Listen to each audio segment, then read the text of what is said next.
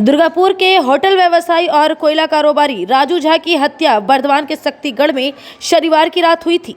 घटना के 24 घंटे बीत चुके, लेकिन अब तक इस मामले में किसी की गिरफ्तारी नहीं हो सकी है। पुलिस पूरे मामले पर नजर रख रही है।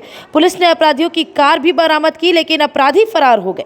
रविवार की संध्या शक्तिगढ़ पुलिस की टीम दुर्गापुर सिटी सेंटर स्थित होटल में पहुंची, जहां के सीसीटीवी फुटेज की भी जांच की गई। राजू झा के शव का पोस्टमार्टम बर्दवान मेडिकल कॉलेज अस्पताल में किया गया, जहां पुलिस की कड़ी सुरक्षा थी। बैरिकेडिंग कर मीडिया को भी रोक दिया गया था। पोस्टमार्टम के बाद शव को राजू के पुत्र अमिताभ झा को सौंप दिया गया। जांच में पुलिस को अनुमान है कि घटनास्थल पर 7 गोलियां चली थी। 4 गोली राजू के छाती व पेट के अन्य जगह से निकाली गई, जबकि उसके साथी ब्रतिन मुखर्जी को 1 गोली हाथ में लगी थी। हत्याकांड के बाद पूर्व बर्दवान जिले के शक्तिगढ़ थाना की पुलिस ने घटनास्थल के आसपास लगे सीसीटीवी फुटेज को संग्रह किया। रास्ते के किनारे लगे सीसीटीवी को भी संग्रह किया। वहीं घटनास्थल को घेर दिया गया।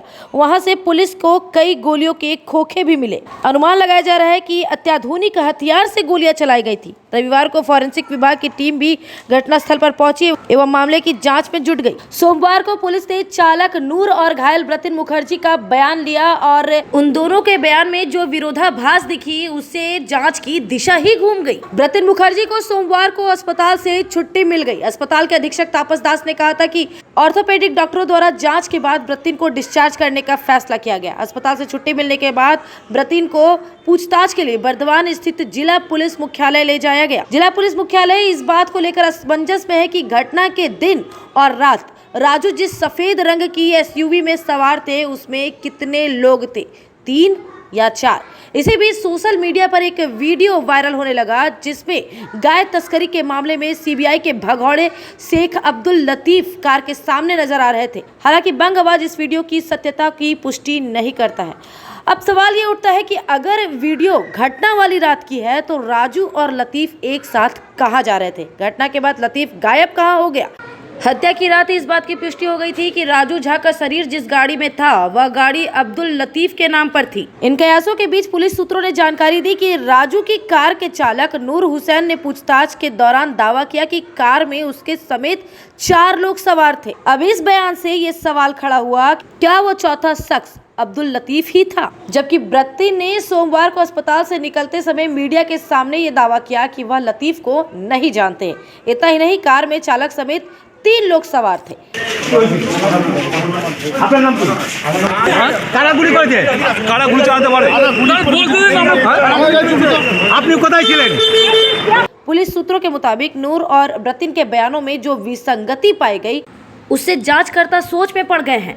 जिला पुलिस अधीक्षक कमानशीष सेन के निर्देश पर अतिरिक्त जिलाधिकारी कल्याण सिंघराय की अध्यक्षता वाली 12 सदस्य सीट के सदस्य ब्रतिन से पूछताछ करेंगे। पुलिस सूत्रों का यह भी दावा है कि ब्रतिन से जिला पुलिस अधीक्षक अलग से पूछताछ कर सकते हैं। पुलिस अधीक्षक कमानशीष सेन ने कहा कि मामले की छानबीन की जा रही है, कुछ जानकारियां मिली है, जल्द ही हत्यारे पकड़े जाएंगे। जानकारों ने राजू झा के हत्याकांड में कोयला सिंडिकेट में विवाद का अनुमान लगाया है। राजू झा की हत्या को लेकर कई प्रश्न उठ रहे हैं। एक तरफ जहां गौ व कोयला तस्करी कांड से घटना के तार जोड़े जा रहे हैं, वहीं दूसरी ओर कोयला के सिंडिकेट को लेकर विवाद की बात भी सामने आ रही है। बालू तस्करी से भी मामले को जोड़कर देखा जा रहा है। हत्याकांड का मुख्य कारण क्या है, ये तो फिलहाल पुलिस की जांच के बाद ही पता चलेगा, लेकिन इस मामले को दुर्गापुर के सिटी सेंटर में बीते दिन हुई गोलीकांड से भी जोड़कर देखा जा रहा है। हालांकि वह रहस्य अब तक बरकरार है। किसने गोली चलाई और उसका उद्देश्य क्या था, इसका खुलासा अब तक नहीं हो पाया है। राजू झा वाम मोर्चा के शासनकाल में कोयला के काले कारोबार का नियंत्रण करता था और उसका सिक्का चलता था। हालांकि राज्य की सत्ता में परिवर्तन आने के बाद उसका नियंत्रण कम हो गया, जिसके बाद अनूप माझी और फलाला ने कोयला कारोबार में अपना वर्चस्व स्थापित किया। लेकिन वर्ष 2020 के अंत से कोयला तस्करी को लेकर सीबीआई एवं ईडी ने जांच शुरू कर दी, जिसमें कई कोयला माफियाओं की गिरफ्तारी हुई। तब कोयला के अवैध कारोबार पर अंकुश लगा। हालांकि कुछ माह से ईस्टर्न कोलफील्ड यानी ईसीएल के विभिन्न कोयलियरों से कोयले की डिलीवरी ऑर्डर यानी डीओ को लेकर सिंडिकेट तैयार हुआ, जिसमें फिर से राजू झा ने अपनी सक्रियता बढ़ाई और यहाँ भी उसका सिक्का चलने लगा। कोयलियरी से रोड सेल होने वाले कोयला के कारोबार पर राजू झा व उसके साथियों का नियंत्रण होने लगा, जिसके एवज में कोयला का टेंडर लेने वाले व्यवसायी से लोडिंग को लेकर 650 रुपए प्रति टन वसूली की जाने लगी। वहीं कोयला खरीदने वाले लोगों पर भी दबाव देकर उस पर भी कब्जा किया जाने लगा। ऐसे में पहले से कारोबार करने वाले लोगों से विवाद बढ़ा। वहीं कुछ पुराने कोयला माफियाओं के साथ भी विवाद था।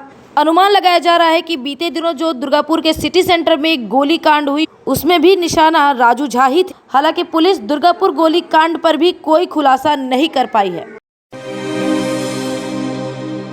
আদি মইনিমোহন কাঞ্জিলাল এখন আসানসোলে 116 জিটি রোড ভেটরন পেট্রোল পাম্পের ঠিক অপোজিটে সমস্ত সম্মান নিয়ে রেডি রয়েছে আসানসোল শোরুম। তার থেকে লিলেন, মলমল থেকে ফ্যান্সি, বালুচরি থেকে কাঞ্জিবরম, প্রিন্টেড সিল্কের রকমারি, বিষ্ণুপুরি সিল্কের নিউ অ্যারাইভাল কালেকশন, পাশাপাশি রয়েছে লেহেঙ্গা থেকে গাউন, ক্রপ টপ এবং মেল ফ্রেন্ডসের বিপুল সম্ভার। বিভিন্ন প্রোডাক্টের উপর রয়েছে বিভিন্ন রকমের discount, 5 to 50% special Baishakhi offer. তোমাদের তো আসতেই হবে, তোমাদের জানাই সাদর আমন্ত্রণ।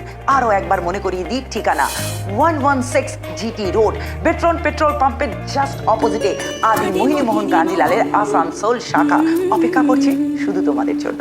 5 अप्रैल से 18 अप्रैल तक स्टाइल मैडनेस में चल रहा है स्किन और हेयर रिलेटेड सभी सर्विसेज पर 30% डिस्काउंट।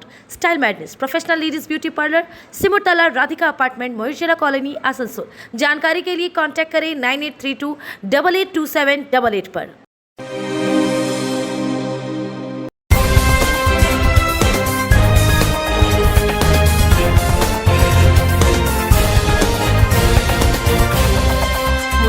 सोमवार की सुबह राष्ट्रीय राजमार्ग 2 स्थित शीतला मोड़ के पास एक पिकअप वैन ने एक बच्चे को धक्का मार दिया, जिससे मौके पर ही बच्चे की मौत हो गई। बच्चे की पहचान रेलपार मजूरी गांव निवासी मोहम्मद हसन के रूप में हुई है।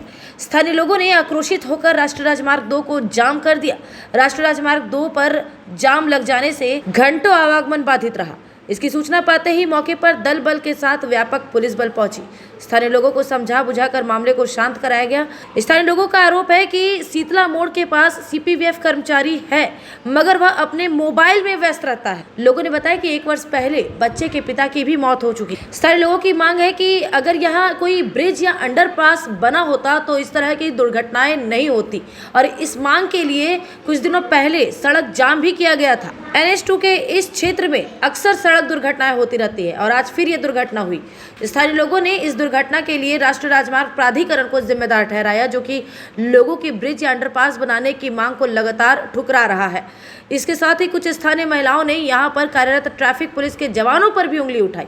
उनका कहना है कि यहाँ के ट्रैफिक पुलिस के जो अधिकारी या कर्मचारी हैं वो ट्रैफिक नियंत्रण में कम और अपने मोबाइल फ़ोन में ज़्यादा मशगूल रहते हैं। लोगों की मांग है कि चूँकि बच्चे के पिता नहीं हैं, इनकी माँ और 3 बहनें हैं, इसलिए मृत बच्चे की मां को कोई नौकरी दी जाए, जो भी उचित मुआवजा होता है वो दिया जाए। मौके पर पुलिस के अधिकारी ने कहा कि दुर्घटना को लेकर जो सरकारी अनुदान राशि मिलती है वह मिलेगी, एवं नौकरी की मांग पर कहा कि इसके लिए प्रशासन से बात करनी होगी। इस आश्वासन के बाद मामला शांत हुआ और जाम हटाया गया। उसका पापा 1 साल पहले ही गुजर गया। उसका 2 बहन है, ठीक है ना, और एक भाई था, वही अकेला था। वो पार कर रहा था तो उसको पिकअप वाला मार दिया। यहाँ ड्यूटी में है जो यहाँ पे दे रहा ड्यूटी, वो यहाँ से निकल चुका है, फरार हो गया एक्सीडेंट होने के बाद। यहाँ रुका नहीं। अब जब यहाँ पे ड्यूटी देने आता है तब यहाँ पे मोबाइल यूज़ करता है, उसके सिवा कुछ करता ही नहीं। बच्चा पार होता है, इन्हें कि थोड़ा हेल्प कर दे, उसकी भी हेल्प नहीं, बच्चा खुद से पार होता है। यहाँ पे দিয়েছে ওরা বসে বসে এখানে মোবাইল ঘাটে, ওরা বাচ্চা কাচ্চাকে পার করে না। আমাদের যে ঘটনা হয়েছে, আমাদের এখানে ব্রিজ চাই, আমাদের এই ঘটনা পুরো চাই। বাচ্চার কেউ অরিজিনেশন নেই, ওর বাবা নেই বাচ্চার, ওরা 3টে দিদি আছে জওয়ান, ওদের বিয়ে শাদি কী করে করবে। आज हम आसनसोल रेलवे स्टेशन को जिस तरह देख रहे हैं, बहुत ही जल्द ये कोई स्टेशन नहीं बल्कि एक एयरपोर्ट की तरह दिखने लगेगा, और ये बात आसनसोल वासियों के लिए काफ़ी खुशी और गर्व की बात है। भारतीय रेलवे ने आसनसोल रेलवे स्टेशन को सजाने के लिए 496 करोड़ की राशि का आवंटन किया है, और अब आसनसोल रेलवे स्टेशन को विश्व के बेहतरीन रेलवे स्टेशन की कतार में लाने के लिए रेलवे ने काम भी शुरू कर दिया है। उम्मीद जताई जा रही है कि 2026 तक आसनसोल रेलवे स्टेशन पूरी तरह से सज कर तैयार हो जाएगा। रेलवे की ओर से आसनसोल स्टेशन के नए रूप की एक तस्वीर भी जारी की गई है, जो कुछ इस तरह से दिखेगी। आसनसोल स्टेशन के इस नए अवतार में आधुनिक युग की सभी तकनीकी सुविधाएं और मनोरंजन से जुड़ी सुविधाएं भी मौजूद होंगी, जैसे shopping mall, cafeteria, parking area भी मॉडर्न स्टाइल का होगा। इसके अलावा स्वास्थ्य सुविधाओं के लिए भी व्यवस्था की जाएगी, और अलग अलग फ्लोर के लिए लिफ्ट की भी व्यवस्था होगी। First time in Asansol, fully digitally coaching center. GR School, Smart education, smart बच्चों की स्मार्ट पसंद। GR स्कूल, जहां क्लास 1 से क्लास 12 तक के छात्र छात्राओं को उच्च शिक्षित अनुभवी शिक्षकों द्वारा उच्च तकनीक के माध्यम से सटीक ज्ञान प्रदान कराया जाता है। Math, physics, chemistry, bio, account, business study, Hindi, English सहित हर विषय की क्लास करें। साथ ही JEE mains, JEE advance, WBJE, JEXPO के क्लासेस भी कराए जाते हैं। हमारे यहाँ कमजोर बच्चों पर विशेष ध्यान दिया जाता है। 7 days class, monthly grand test लिया जाता है। उच्च क्वालिटी की लाइब्रेरी की सुविधा के अलावा सोशल एक्टिविटीज का भी आयोजन किया जाता है। तो अपने बच्चों के भविष्य संवारने के लिए आज ही नामांकन कराए। नया बैच जल्द शुरू हो रहा है। GR school, ADDA KSTP, opposite Shubham park, Asansol 2। तुम्हारे घर के फर्नीचर बहुत आकर्षक लगता है बहुत महंगा है। अरे नहीं, उतने महंगे नहीं, रीजनेबल रेट पर ही लिए। अच्छा, डिजाइन तो बहुत एट्रैक्टिव है, लगता है क्वालिटी में दम नहीं होगा। कौन कहता है? ये फर्नीचर वर्ल्ड क्लास है, प्योर सागवान के, क्वालिटीदार और टिकाऊ भी। क्या सच में? हाँ, तुम्हें भी फर्नीचर लेना हो तो फर्नीचर वर्ल्ड एक बार जरूर जाना। वहाँ फर्नीचर के एक से बढ़कर एक कलेक्शन, वो भी तुम्हारे बजट में। साथ ही वहाँ फाइनेंस फैसिलिटी भी उपलब्ध है। सच में? तब आज ही अपना हबी को कहूँगी फर्नीचर वर्ल्ड चले। फर्नीचर लवर्स की पहली पसंद, GT रोड, शनि मंदिर के सामने, नूरुद्दीन रोड, आसनसोल।